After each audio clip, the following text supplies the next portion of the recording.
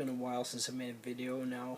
I know it's like literally making a video is not difficult. I mean, all I do is really talk in front of my iPad and sort of spill my thoughts, and that is not the reason why I haven't been making videos.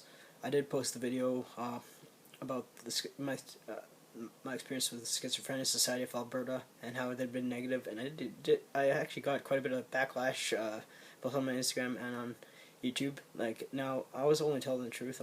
That's just it with the videos. It is more mentally challenging than anything. It's not exhausting at all. It's just, you're being vulnerable on camera, and it's just I also recognize the world is turned towards censorship, and a lot of my views, especially my political views, are really like frowned upon. I would do want to actually in my next video talk about like my most popular YouTube video, and it is the case that people aren't really watching it; they're just commenting, or they're maybe watching for 15 seconds. And I think YouTube actually allows you to just get a view for 15 seconds of viewing or something. It's kind of strange. I don't really understand YouTube. I don't understand social media. I mean, I was born in the 80s. Like, that's when we had like a Commodore 64. That's the kind of computer we had. But all the same, like.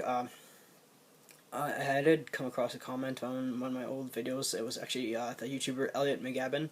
So he was my 20th subscriber. I have, I think, 36 subscribers. He was my 20th subscriber, and at the time he had about 206 subscribers. Now he has over 1,000. Like, now he blogs about schizophrenia. He's a very intelligent man. Like, I'm not saying like people with schizophrenia cannot be intelligent. No, he is a very intelligent man.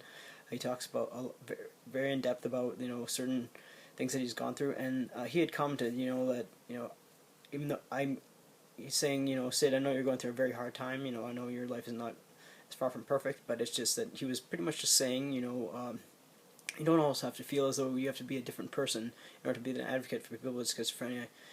Probably the best thing to do is just keep making videos. In that way, you're being an advocate. So I was kind of recognizing just like last night, like, even though my friend has even been telling me, you should make the videos, even if you should make the videos, like, even just, to be that advocate, just to educate people, because if you're changing one person, even one person, educating one person, then you should just do it. And kind of recognize, maybe I should, post a little bit more. It's just that, as I said, YouTube is coming towards censorship, and one of my political views is any race that receives privilege or any kind of advantage over another race for just being a race that has been discriminated in the past, that harbors hate. For example, like, I mean, I have mentioned that I'm transgender, and the LGBTQ community, whatever you want to call it, it's pretty toxic right now. Like, I mean, they seem to be thinking that everything seems to be trending, and they seem to be thinking that they're above the others, that they're like they've been hurt more than other people. I mean, like, just take, for example, just having a disability and just trying to get a job. I mean, I'm just thinking back to when I was 18 and trying to get a job. It took 2 years to get a job, and I was only hired because they were just giving me a chance because of my disability. Now, it is the case that it's very difficult to get a job, very difficult to keep a job because of your disability. People can fire you for no apparent reason.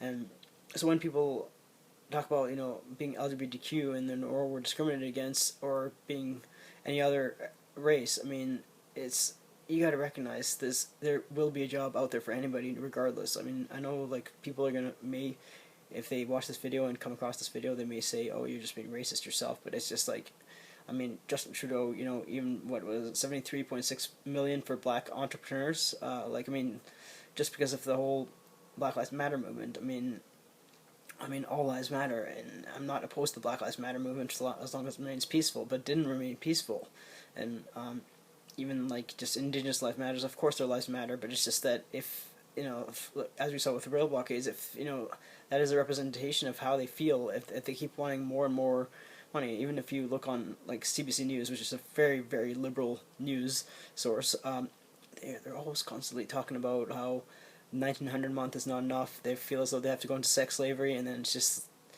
it's got to be a stop to this. Some things about the victim mentality, like, it's just, I mean, I've talked about victim mentality before. It's just like, you can either try to better yourself. I mean, the first step to any kind of thing is admitting that you might have an issue. Like, I mean, admitting that you have an issue, and then this next step is getting help. Now, I'm not opposed to people living off government money. I'm not opposed to anything like that. I'm not saying that people should get a job and all that. I'm just saying that people should recognize that everybody in Canada is not systematically racist, at least, but everybody has an opportunity in Canada. There was a Conservative MP whose guts I hated. I remember him back in 2000 when I was 15.